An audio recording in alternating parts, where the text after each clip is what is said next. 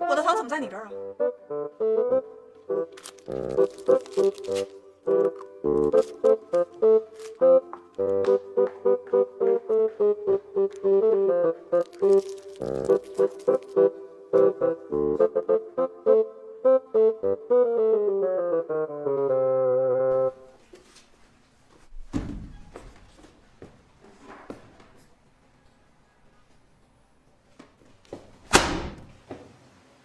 谁写的？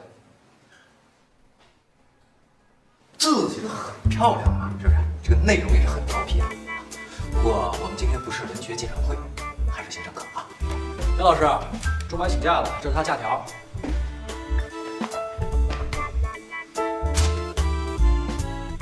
这个钟柏为什么总是3天2头请假啊？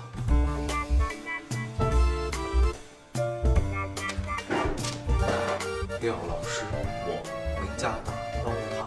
钟柏，回家打刀塔是什么理由啊？什么情况啊？刀塔是什么样？老师，我告诉你，我们现在最喜欢神女都市了。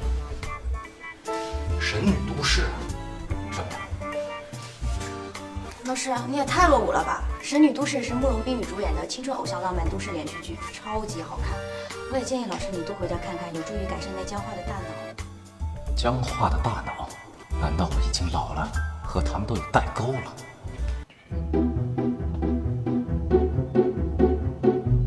看来关键时刻还是冰云最关心我，他一定是看到了我黯然神伤，所以想来安慰我脆弱的心灵。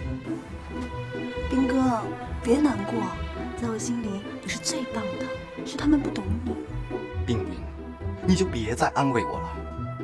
虽然我习惯了孤独，纵然被世俗所不理解，在我心里也是不在乎的。兵哥，你又何必如此伤感？就算你失去了全世界，你至少还有我。冰云，兵哥，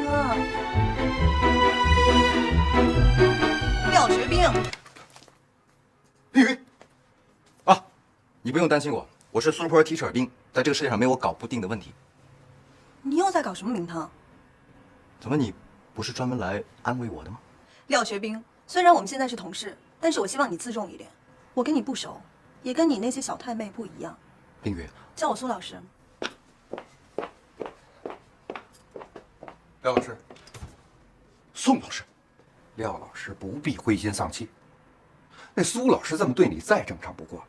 你想啊，她作为这么一个标准的白富美，什么样的男人没见过？我要是你啊，不如把这注意力转移到学生身上。哎，搞不好东方不亮，他西方亮。